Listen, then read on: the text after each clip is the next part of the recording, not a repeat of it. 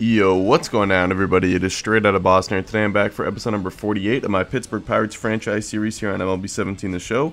So today we are back with the National League Championship Series here in year number 5 after we defeated the Cubs in the Division Series. We moved on to the Championship Series where we'll be taking on the Los Angeles Dodgers, the #1 ranked team in this franchise, although they did only win 91 games in the regular season, so a bit of an underachieving team this year. But still one loaded with talent, 299 overall starting pitchers. That will start games 1 and 2 in Kershaw and Urias, and a bevy of talent around those guys. So quick managing here in game number 1, and Tanaka trying to match Kershaw. He did early on, but surrendered 2 runs there in the 7th. That made it 3-0. Now 3-1, but a solo home run from Bellinger makes it 4-1 off of Diekman. So we put in Tony Watson. A couple more guys reach for the Dodgers here in this inning. We turn the game over to Rene Velasquez. He gives up a hit. It's 5-1 Dodgers. Now a 2-run double makes it 7-1, and they are running away here with game number 2. Mitch Keller comes on in relief, gets Pittsburgh out of the inning, but we still now need 6 runs off of Clayton Kershaw. We do get a couple guys on here, but pinch hitter Rico Guerrero is not able to come through. So on to the 9th we go, still down 7-1, and Kershaw closes the door with the complete game, 9 strikeouts, only surrendering the 1 earned run. LA takes a 1-0 series lead. Game 2 looking to bounce back, facing the other 99 overall starter on this Dodgers roster, Julio Urias. But luckily we got to him for 4 runs in the first 3 innings of this game. And DeGrom was pitching very, very well. Only 6 hits so far, make it 7. But no runs across for the Dodgers through 7 innings of work. DeGrom still out there in the 8th facing Seager. And I'm being very careful with this part of the lineup. Only a 4-run lead. Can't let the game get away from DeGrom. Does allow back-to-back hits right here, so I'm thinking about taking him out. I let him face one more batter. Now I finally make the change. I go to Mark Melancon. He gets the final out of the 8th. So on to the bottom half. We don't score any more runs. Melancon back out there for the 9th. 1-2-3. He closes the door, and we win a game 2. So the series is tied at 1 game apiece.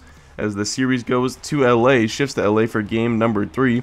Henry Alvarez on the mound versus Kenta Maeda. And Alvarez running into some trouble early as the Dodgers have taken a 3-0 lead here as we head into the 7th inning. Trying to get anything going off of Maeda. Meadows doubles, but the runner is thrown out at the plate, so the shutout is intact. LA still up 3-0. Now Maeda back out there for the 8th. A 1-2-3 8th at that. Boyce out there for the bottom half. He throws a 1-2-3 inning. On to the 9th, it's Kenley Jansen on. He records the save, and the Dodgers take game 3. So on to game 4 now. Dodgers with a big 2-1 series lead.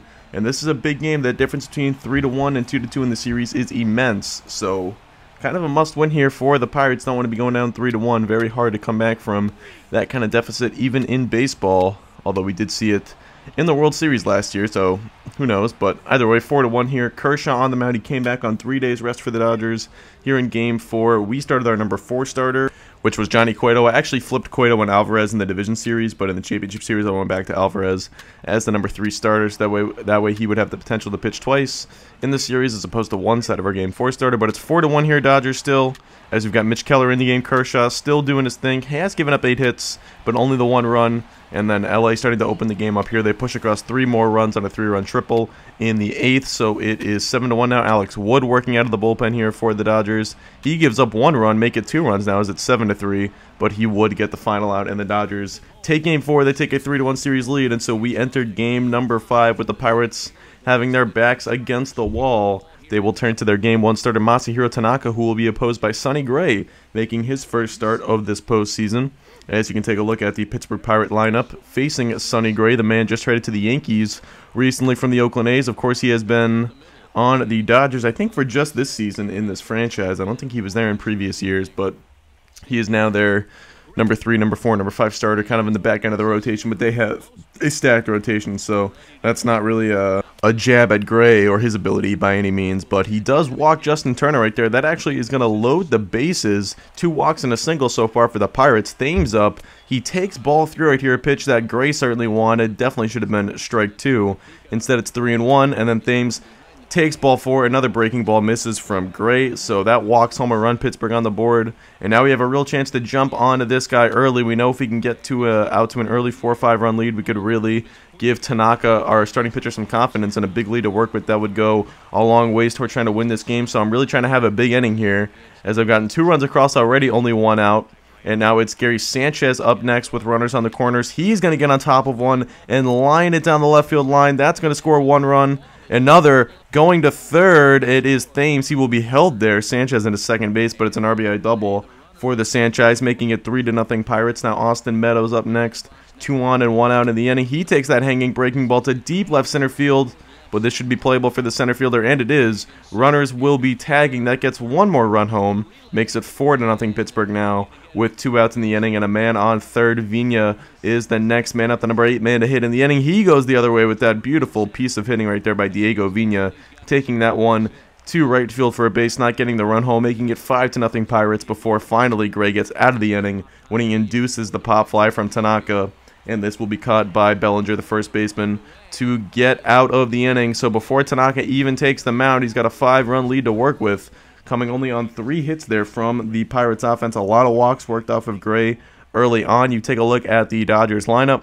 They will be dealing with Masahiro Tanaka, the Cy Young Award winner in the National League this year.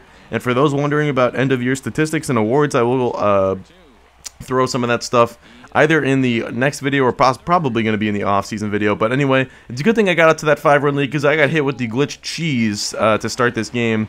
Couldn't pick that ball up in center field. Andrew Tolles gets an inside the park home run, so instead of a 5-run lead, it's a 4-run lead. But still not too worried yet. 4-run lead with Tanaka. Plenty of space to work with right there. Plenty of insurance runs, and Ballinger strikes out. There was actually 2 strikeouts in the inning there for Tanaka. On to the bottom of the second. This is Willie Calhoun hitting, the man recently traded for Yu Darvish, as he's going to hit that one back up the middle for a base hit. So the Dodgers trying to get another rally going here as they look to chip away at this Pittsburgh Pirates lead. It's Yasmani Grandal up next. He swings and misses at the pitch in the dirt. That's good for the first out of the inning. Now later in the inning with 2 on and 2 out, it's Andrew Tolles up. He hits one into left field for a base hit. That's going to get through, and the throw at the plate is not in time. The runner scores. That is Calhoun, and the Dodgers now with their 2nd run of the evening. That makes it 5-2. Next batter's Puig. Puig grounds this one into the hole at short. Bobbled by Esposito. His throw to first, not in time. So an error by the shortstop allows the inning to continue. That gets Corey Seager to the dish, the most dangerous man in this Dodgers lineup. But he grounds it to the shortstop. Esposito this time fields it cleanly and retires Seager at first base for the 3rd and final out. So on to the top of the 3rd, Steven Esposito now at the dish, and his struggles continue as he has had a rough night in the field and at the plate now with a strikeout right there, and he made an out earlier in the game as well. Here is Rob Segadine up for the Dodgers with no outs in the 4th. That's a ground ball, but look at that nice play by Esposito deep into the hole, shallow center field, as Esposito trying to turn his night around, makes a fine defensive play out there at shortstop. As this game is moving along quickly, we're into the 5th now. This is going to be a 4-6-3 double play here, turned by the Pirates defense. Nicely started by Diego Vigna as they double up Jock Peterson. On to the top half of the 8th now. We skip all the way ahead. There's not a whole lot of action going in this game. Still 5-2. It's Sanchez with a single in the left center field. Actually turns into a double thanks to some heads-up base running by Thames, and Sanchez now after a walk puts the bases loaded. It's going to be a 5-4-3 double play. Diego Vigna, a rally-killing double play.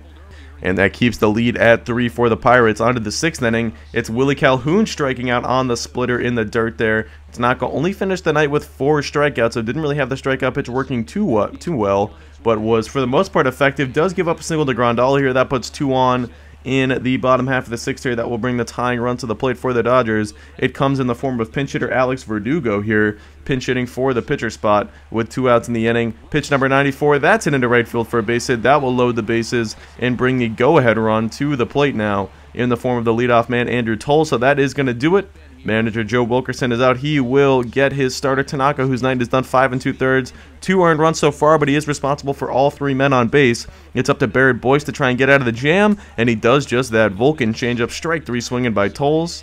And that keeps it a 5-2 game here as we head to the 7th inning. It's Turner facing Steve Gelt's former teammates right here with a man on second base, but that is strike 3 swinging. A nice pitch by Geltz to retire Turner. On to the 7th, we're going to Tony Watson here, who had a spectacular year out of the bullpen. ERA in the low 2s for the Pirates this year.